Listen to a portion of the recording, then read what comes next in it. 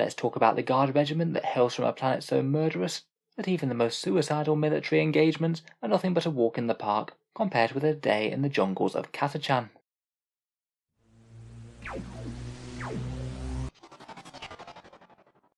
Hello and welcome back to Auspex Tactics, the strategy-focused 40K channel, where today we're talking Imperial Guard and the muscle-bound space Rambos that are the Catachan Jungle Fighters. One of the most popular Imperial Guard regiments, and aside from the Cadians, the only one with an extensive plastic range. Today we'll be talking about putting these guys on the table in Warhammer 40K. We'll start with a bit of an overview and their core regiment rules, look through their special characters and any units that are particularly strong for them, and finish up with a competitive Catachan list that placed pretty well in a tournament recently. So as I'm sure most experienced Guard commanders will know, the Catachan Jungle Fighters are drawn from the death world of Catachan, a hell forest so lethal that every bit of fauna and flora is just itching to kill, poison or devour you, and most uninitiated people wouldn't last 5 minutes trying to trek through its murderous depths. With the threat of a brutal death only moments away from the day they're born, the hardy guardsmen of the Catachan Jungle Fighters are rugged, practical and adaptable, and prized elite soldiers of the Imperial Guard. They eschew quite a lot of the fancy trappings of other Guard regiments, deliberately muddying medals and insignia so the shine doesn't give them away, disliking flak armour as slowing them down when they should be getting away under their own steam, and highly suspicious of the oversight of regimental commissars, seen as hopeless outsiders and often meeting with untimely accidents if they try and crack down on the men without good reason. In game, since the Astra Militarum Codex came out in early 8th edition, the Catachans have been one of the strongest and most interesting Guard regiments out of any of them. Unusually fighty infantry and a good solid tank damage boost is hard to go wrong with, and they can be quite flexible if you're mixing both infantry and armour in the same detachment. They've had some good tournament success running alongside Castellan Knights or Blood Angel Smash Captains back when that was a thing, and they certainly seem to be one of the most played Guard regiments competitively in 9th. I do quite like the way that Catachans give a different way to play the Guard Codex. The combination of both strength 4 and having Strachan about means they are essentially the melee Guard regiment, where for the cheapness of the Guardsmen bodies, you can genuinely put out a fairly efficient amount of melee damage, compared with the rather weedy single strength 3 attacks of their Cadian or Vostroyan colleagues. In an army when there's almost no melee threatening units aside from Bulgarins, Catachans really have the potential to make an infantry list far more flexible. So let's start out by taking a look over their regimental rules, starting up with their regimental trait, Brutal Strength. This gives infantry a +1 strength boost, so they're all strength 4, and they also get a +1 leadership boost when they're within 6 inches of an officer. Going up to strength 4 is really meaningful. They'll even be wounding vehicles on 5s and space marines on 4s. The leadership boost is pretty nice for an advancing gun line as well, making commissars even more redundant than they already are, and it should save you a few guardsmen here and there that might have fled otherwise. Really though, the strength 4 comes into its own when you combine it with Ministorum Priests and Ironhand Strachan, so you can get every guardsman up to 3 strength 4 attacks each, which for a model that costs around 5.5 points is really quite solid. That isn't the end of it though. The vehicles get bonuses to their blast and flamer weapons. Every time they roll an attack that has a random number of shots, they get to re-roll 1 dice if they don't like it. Gives them really good synergy with units like Hellhounds, Manticores and Lehman Russ Demolishers.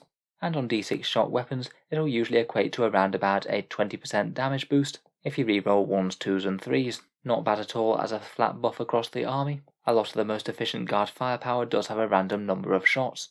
In general, I do feel like the main strength of the Catachans is in their regimental traits and special characters, but of course they do have a fair few of their own other unique options, a unique relic, warlord trait, stratagem and order. The relic is the Mammoth Tuskblade, strength +2, AP -3 and flat damage 2 power sword, which I guess isn't terrible for throwing on an officer with a power sword. It would get you all the way up to strength 6 with the Catachan trait, but even this choice does feel a little bit redundant compared with the Blade of Conquest. That one's also strength 6, AP -4 and damage D3, so kind of the same really. The Tuskblade will be a bit better against 2 wound space marines, the Blade of Conquest a bit better against anything with 3 wounds like Gravis armor. Either way, they're not really the worst choice in the world for a relic. The Guard don't have an awful lot of competition for good relics at the moment, perhaps some of the best other choices being the Laurels of Command, Kuros Aquila and the Dagger of Tusark, all of which are kind of okay but not massively standout.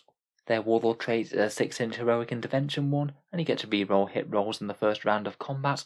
Kind of okay with Catachans and maybe could make a somewhat fighty melee character with say the Blade of Conquest. but I'm just not really sure it compares with having another tank ace trait in play, or even just old grudges to really help your artillery delete a target on turn 1. The stratagem's a bit situational, 1 command point for vicious traps, D3 mortal wounds if the enemy charges a unit on or in a terrain feature, but you only get them on a roll of a 4+, so it's not even all that reliable. Worth remembering for the edge cases, but I'd say you only really want to use it if you're being charged by something that has something like 2 wounds left. Finally, the order Burn Them Out is okay, but I'd still say more of a fun and fluffy pick as opposed to one that you'd actually want to build around. You order a unit and the squad rerolls the numbers of flamer shots that they get, and they also get to reroll cover. Much like the brutal strength buff, that's usually going to equate to an increase in damage of 20%, though I guess ignores cover could be handy if you're firing at the right target. Really though, Guard just don't really struggle for volume anti-infantry fire with their lasguns or with Catachan melee. I think it's quite rare that it's to be the right choice to take a bunch of flamers in a special weapon squad or command squad, compared with loading up with some plasma or melter to actually engage some hard targets. Next, of course, we come to the Catachan special characters, and they do have some of the best in the whole Guard codex. I'd say Ironhand Strachan is very near an auto-include in Catachan army lists. 80 points gets you a significantly upgraded officer, and most importantly, a 6-inch aura of +1 attack to Catachan units, and having him plus a priest around is a really big reason why Catachan melee can be quite so effective. As Guard characters go, he's a bit of a melee beatstick. He'll hit you on 2s with 4 attacks that are essentially the equivalent of autocannon shots, has a little bit of shooting with his shotgun and plasma pistol, and is much tougher than normal with a 3+ save and 5+ invul. He has the standard 2 orders of a senior officer, gets to reroll his own attacks innately against monsters, and his biggest value is just the extra attacks aura and the orders he provides.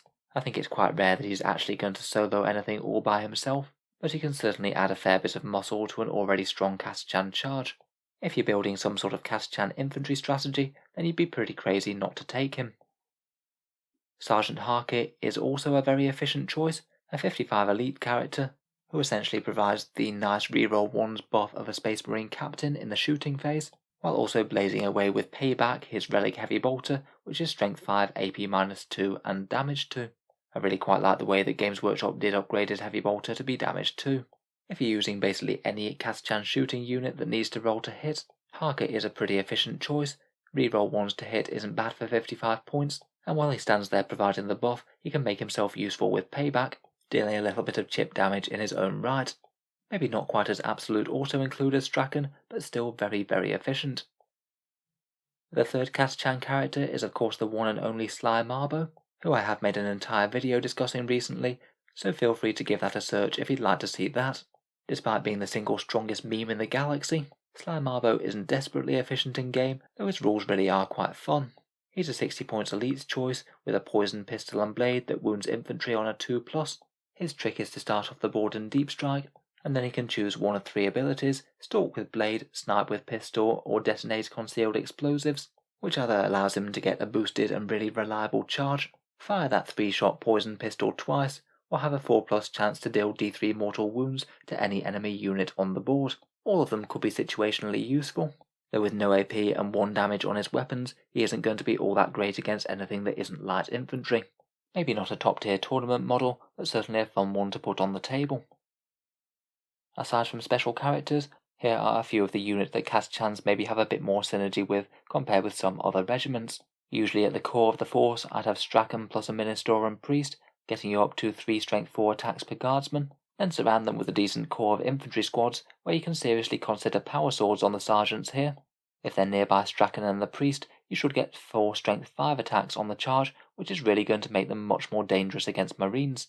I'd be very tempted to have another couple of officers about. Again, you can seriously justify power swords on these guys.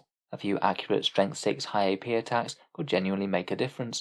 One order that I particularly bear in mind with officers is the fixed bayonets order, and it can be quite powerful if your opponent foolishly tags a Catachan melee squad that's somewhere in range of Strachan and the Priest. Usually tagging guardsmen in melee really isn't a bad idea, but you can do a slightly nifty trick if they do tag a 10-man unit in melee.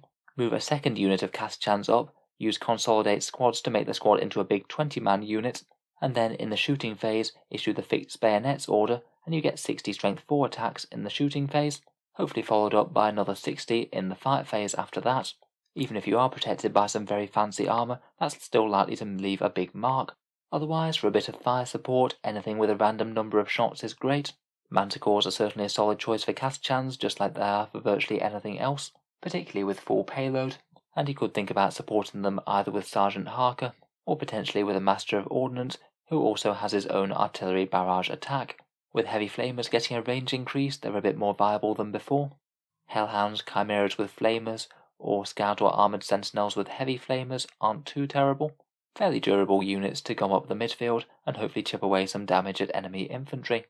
Catachans are also pretty nice with tank commanders too, getting you rerolls on the Demolisher shots, battle cannons, or Executioner plasma cannons, and they do make the plasma cannon sponsons just that little bit more viable as well, as if you roll a 1 for the number of shots, then you get to re-roll it. Finally, if you are wanting to play it a bit more fluffy, you could think about either veteran squads or command squads with max amount of flamers, and maybe try and make that burn it out order work. I'm not sure it's the strongest thing in the world, but it certainly should cook a few light infantry if you can get your hands on them. Finally, here's one example of a competitive Catachan list, which notably placed second at the Warfest Grand Tournament, and was played by Mr. Alan Blakeborough. It's a Catachan brigade plus an Iotan Gorgon patrol, and deploys a lot of the Guard's strongest tricks. The core of the list is an infantry death blob like we've discussed, 10 infantry squads, and 4 of them take power swords. They're accompanied by Ironhand Strachan, a company commander with the Blade of Conquest, a Ministorum priest, and a platoon commander with a power sword. Should be pretty solid at dealing with light infantry with a sheer amount of las fire and strength 4 melee attacks. Not bad for stealing OBSEC objectives as well, by using move to zoom the squads across the board. Also in the screen there's 3 sentinels with multi-lasers, not going to do much offensively, but certainly good for filling out the brigade and getting in the way of enemy units. Then there's a pretty powerful gun line of Guard tanks, a tank commander with a battle cannon and las cannon for some fairly long-range shooting. Interesting to see a battle cannon run over a demolisher cannon here. I guess the demolisher cannons aren't quite as safe and reliable when you don't have one of the regiments that gives you the plus 6-inch range. I guess this one will be quite a lot more reliable to keep safe. There's 2 manticores who both take the full payload tank ace trait, and a basilisk as well, just to put a little bit more ignores line of sight hurt on something if the manticores don't quite finish something off. The heavy guns have access to some pretty nice buffs, with both a Master of Ordnance and Sergeant Harker in play. Around that solid core there's really quite a lot of deep striking scions. The Gorgons are the ones who have the Scion Regiment trait for exploding 6s, provided they're targeting the nearest unit. Pretty handy for those 2 Scion command squads, each of which packs 4 melter guns or 4 plasma guns for some pinpoint deleting damage alongside a Tempesta Prime. Aside from those command squads, there are 2 Tempesta Primes, each with command rods for additional orders, and one of them takes the Sanctity of Spirit Warlord trait. Is the one that allows Psychers within 24 inches to suffer perils of the warp on any double, not just a double 1 or double 6. That could be seriously quite fun against a Psyker heavy army. Finally, there's 2 big meaty units of Scions with hotshot lasguns. Certainly will be handy for stealing objectives away from the enemy, potentially even swarming one of their home field objectives if they leave it up to undefenders. And the Gorgons can be really hard to screen against as well, as they have a stratagem that allows them to drop within 5 inches of the enemy, potentially getting those melter guns in melter range, or allowing those hot shots to be able to drop within rapid fire range and get a big 36 hotshot shot if they get the first rank, second rank fire order. Overall, I think it's really quite a cool list, a big blunt hammer of all the Catachan infantry squads, supported by some really solid precision firepower between all that heavy ordnance and the precision dropping scions. It's really quite cool to see Guard get another high placing tournament finish as well, so hats off to Alan for achieving that. So look forward to hearing your thoughts down in the comments below, particularly for any Catachan generals out there. How have your punchy guardsmen been faring in 9th? If you've enjoyed the video, then feel free to subscribe to Auspex Tactics, or I'll certainly keep the videos coming, including plenty more for the Imperial Guard in the future. Finally, if you have been enjoying all the videos on the channel, I would just like to mention one way that you can help keep them coming, which is the Auspex Tactics Patreon page down in the video description. It is what allows me to put so much time and effort into videos, so if you are enjoying regularly, any support is enormously appreciated.